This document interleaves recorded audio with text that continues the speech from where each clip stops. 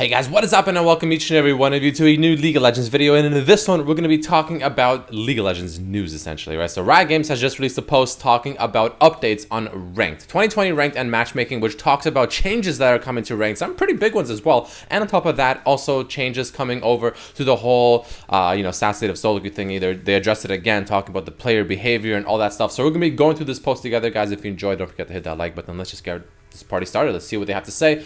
Also, if you guys enjoy making videos about these kind of updates, let me know by hitting that like button as well. That helps a lot. But either way, let's jump right into it. So let's take a first look at the initial post, right? The goals. What are the goals? So as a refresher, this year we want to solve problems that have been a thorn in everyone's side for years. This means picking apart our systems and yanking out old plumbing to meet the following goals. So what are they striving for? They want to improve the queue matchmaking quality without compromising queue time and availability. Okay, I mean, sure, makes sense. Improve transparency around ranked and matchmaking systems. That will help a lot because at the moment, let's be honest, it's a mystery with how matchmaking works sometimes. And if there's a loser's queue, a winner's queue, things like that. Improve progression of satisfaction and skill expression in our systems. That's a big one. I read it already a little bit. They're removing promotions, like promo series. They're removing that. Almost all of it. Make rewards more recognizable and relevant for time spent in League, and of course players can play with and find others that they want to play with. Last post, we briefly touched on game ruining behaviors, which is the response to that sad state and solo queue post or videos, etc.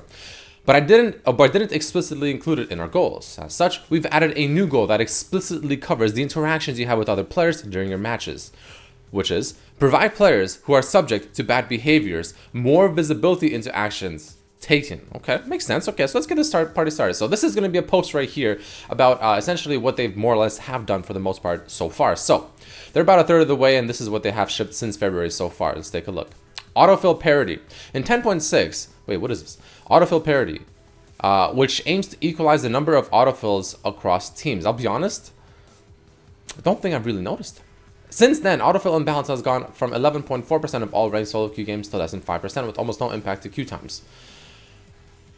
I mean, at least in my elo, roughly, I haven't really noticed much of that. I'll be completely honest. Maybe it's better in like the lower elos. Maybe it's a lot better there because there's more players to choose from and stuff like that. But the higher elo you go, the less player pool there is, the harder it is to make this work as efficiently. So I haven't really noticed it too much. Anyways, autofill swap. Players have helped us find a gap where autofill wasn't accurately accounting for teammates' role preferences. This led to situations where two teammates were autofilled into each other's primary or secondary roles, which literally has happened to me last week. I swear this happened to me. Okay, whatever. Maybe it was unlucky. I don't know. I swear I saw this happen like a week or two ago to me. Anyways, pre-made parity. Similar to autofill parity, pre-made parity strives to make matches with an equal number of pre-mades on each side. We activated this feature in 10.7, and since then we've gone from 54% of pre-made matches having imbalanced pre-mates to only 6%. Okay, that's pretty good. I think I've noticed this being an improvement though, so that's good. New matchmaking algorithm. Okay.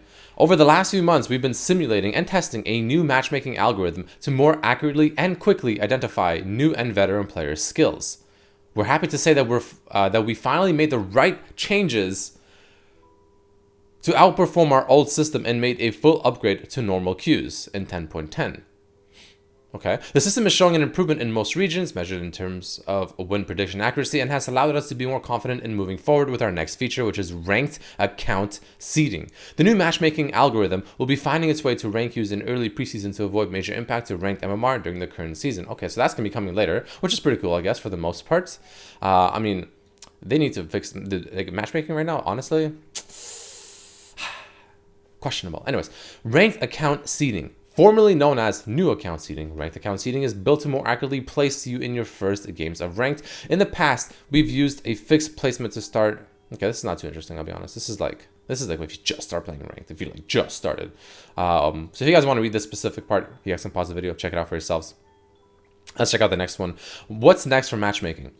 We've made a lot of improvements to matchmaking over the first third of the year, and the team is rolling on to work toward our other goals. Is that That sentence just sounds weird to say. Anyways, we'll be monitoring matchmaking and we'll make additional tweaks as necessary, but investigation on remaining topics like autofill position parity, which is both teams have the same positions autofilled, and blue/red side matchmaking calibration will be more of a preseason timeline. I think blue-red side matchmaking calibration implies one of two things. It either implies the fact that they want to make the two sides more balanced, because I think one side has a higher win percentage than the other side, and or I think they want to make it so that at the moment, based on which side you are, you get more LP if you win on that side, because that's supposed to be the side that has the lower chance of winning because of the team that they have versus the other team. Something like that. Anyways, so that's all good and stuff. All right, so let's go into the coming soon, right? What do they have coming very, very soon? There's a decent amount of stuff actually over here, so let's check it out. Coming soon. So our next major areas of focus is on providing better feedback on action taken around disruptive behaviors, Assassinate and solo queue, and we've already begun shipping improvements. So player feedback. And 10.10, which is, I think the patch we're on now, or the previous patch, it's a recent patch, I think. We started leveling up our player feedback systems notification. And actions or action punishments will be much clearer rather, going forward. You're now notified when disruptive behavior you've reported is punished, even if the player was punished for a different report category or in a later game. Now, I personally haven't noticed, but I have seen people post that they have been seeing a little bit more notifications, which is good. Let us know what level of feedback feels right to you as we experiment with these notifications. We'll be actively tweaking the visibility configurations here and there to make sure we find the right balance on punishments. Okay, makes sense. I mean, I personally haven't really noticed a difference here, but again, I have also seen people tweet saying that they have noticed a difference. So I will give it the benefit of the doubts. Where are we now and what's next?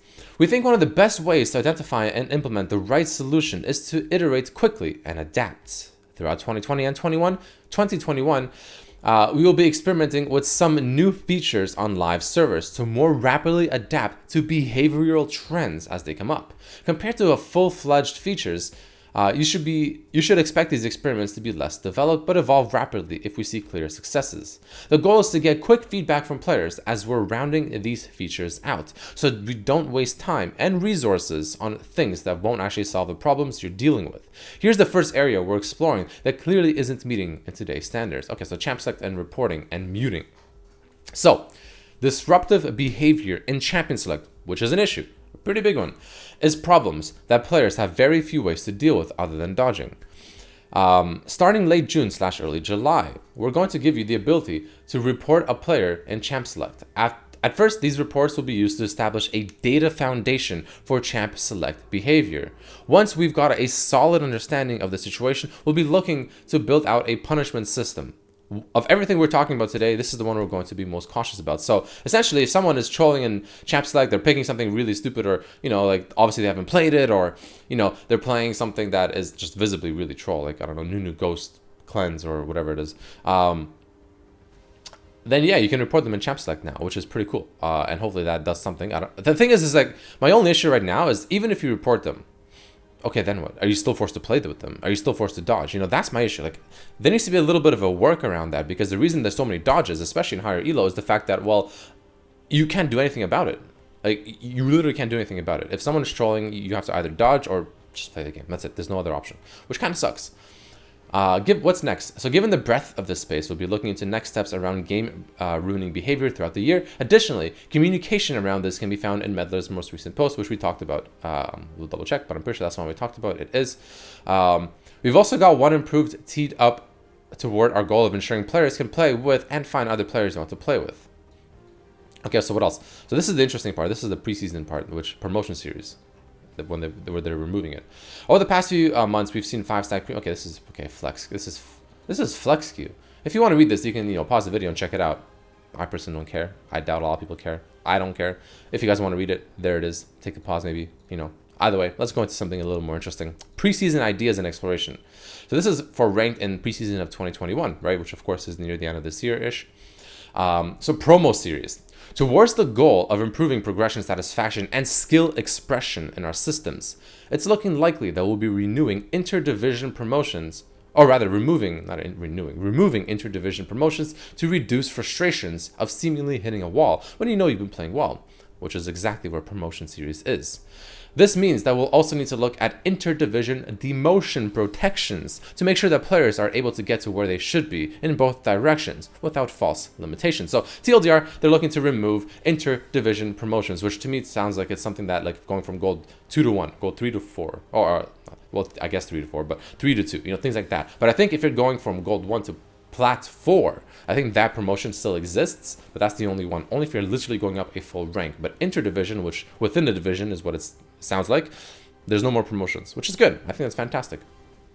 Ranked informed matchmaking and transparency. So players' matches where displayed ranks are very far apart is frustrating, yes, regardless of how close everyone's MMR is. We're looking to modify matchmaking to include rank spread limits and skill transparency updates. The goal here is to give you confidence that you're playing with other players who are in the same stage of their climb as you. Overall, we like to avoid these occasional situations where you see large gaps. Makes sense. Okay, that makes sense a lot. I mean, the thing that really matters is MMR, but I mean, this is still, a step in the right direction. This is still the most interesting one, though, the promo removal. Rewards and legacy recognition. We'll be making thematic changes to the victorious line and highlighting your current and past ranked accomplishments so that you can let other players know your past achievements without diluting your current ones. Okay, that's pretty cool. And then organized group play. So given the successful launch of Clash and increased premids across the queues, blah, blah, blah, it's time to come with a more cohesive vision for where team-based League of Legends takes us in the future. We're going to be looking at long-term solutions for how Clash and Flex can be played, ironing out how you find others in League that you want to play with, and recognizing teams. Okay, makes sense. And then the conclusion. And that's about it. So there you guys have it. Some pretty big changes coming out.